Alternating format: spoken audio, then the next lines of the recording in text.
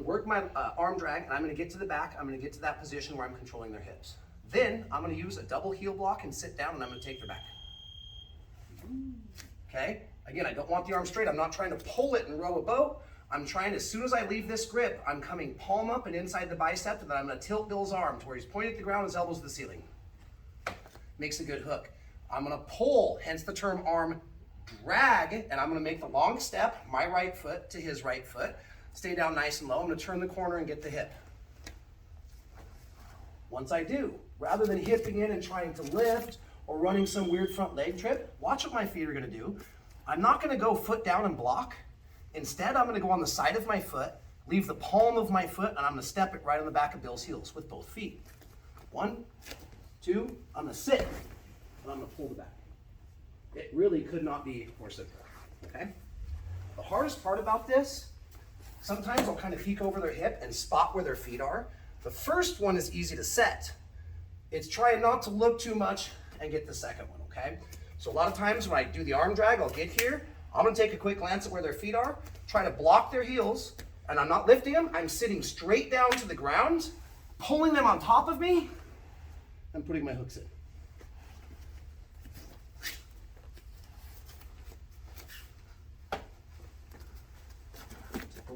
Take a look, block, sit, back. Now, I can start running whichever variation of chokes I want to. All right, last time. We're gonna hit that arm drag in standing position. We're gonna block the heels, sit down, put both of our hooks in.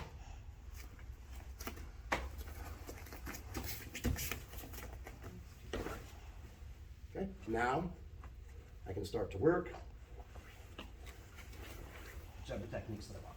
All right, let's leave the sub out of it for right now, just to give us as many clean feeds on blocking the heel. That is about the toughest part, is lining up where my feet are gonna go and then blocking it. And don't throw yourself backwards. Sit straight down to the ground, pull them on top of you, legs out wide. Now I can set my hooks without crossing my feet. All right, I'll spend 5 minutes on this one. Ready, 1, 2, 3. The next one is a variation off of this. Real quick, I mentioned at the start of class, or at least the part of technique that we're doing, that we are doing like full game plans. Right now it's not just going and moving to the back. Now we've thrown in a heel drag takedown. We're already sitting on their back, and those of us that know finishes from the back, boom, you're able to do them. Let's also keep with both theories, if you will, today. We're gonna be executing the technique. We're gonna be looking to take the back and finish. But rather than just doing the same pathway, let's go over like the other most common thing that you see once I execute an arm drag and I get to the back of my opponent, whether I have a gable grip or a wrist grip. So the first half of this move is exactly the same. The finish is gonna vary a little bit. My opponent's got me. I don't like it when we're connected because they can move me and stop all my takedowns. So what do I got to do? I got to compromise. You never say compromise or break grips. I use all the words interchangeably. Strip the grips. Once I strip the grip, again, it's not a matter of just pulling the arm across. I'm always trying to do this. Get that arm like this so that I can make a good purchase on it. Make my long step. My foot, by the way, I see everybody pretty much doing this. I see a little bit of kind of weird steps. My foot is going to go right to the outside of that foot.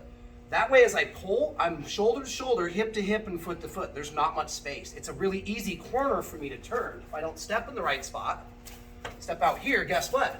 They can hip out. So I always want to stay really, really tight to them. I'm basically passing right by their side and then tucking in behind them. Now, I've gotten into here. Maybe I put my first heel down. Maybe I can't find the second one. By the way, if I can't find it, let's rotate a little bit. Once I get this first one, if I can't find it, I can always feel where their leg is and slide down, okay? Now, Bill's wise, he's got a brown belt, somebody's done this to him. As I'm gonna go to sit down, what do they usually do? They try and keep their base and sit forward so I don't pull them. Go ahead and sit forward, hands on the mat, bear crawl style. I can't pull him back, guess what I'm gonna do? I'm just gonna hop into their back right now, but I don't let go and jump on like I'm in a Western, okay? What I'm gonna try and do is I'm gonna try and hit my seat belt. Here, I don't have to fully connect my hands. I'm gonna go seatbelt and then hook, hook. Does that make sense? Partners, be ready. They're gonna support a little bit of weight. So as I'm going up for my seatbelt, rather than trying to put 2 legs on at once, if they're slippery, I'll slide over the back.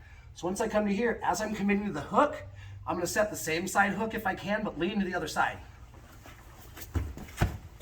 Now I've got the back with my seatbelt. Okay, again, arm drag to the back. When I go to heel block them to sit back, they don't want to sit down, so they come forward. Now I come forward. Just don't jump and try and grab everything all at once, okay?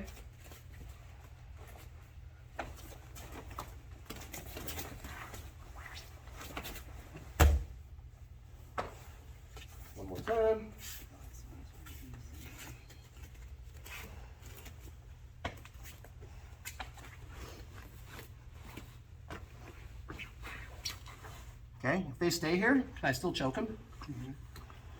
And still work all my stuff, right? If they stay in that bear crawl position, guess what that means? Their arms are away from their neck and I have better access. Usually they're gonna tuck and start trying to come in and defend. If they don't, finish them from the bear crawl position, okay? All right, same partners, 6 minutes. 1, 2, 3.